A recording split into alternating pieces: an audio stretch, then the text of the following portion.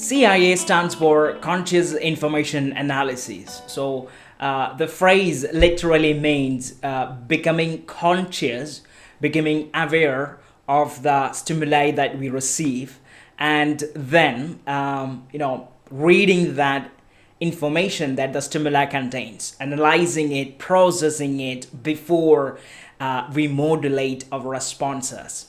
So CIA is about there is a conscious awareness about the information we receive, and there is a conscious analysis of the information, and then there is a conscious modulation of creating a better response. So in other words, CIA is about choosing our responses based on the understanding of the stimuli, otherwise the information that the stimuli contains.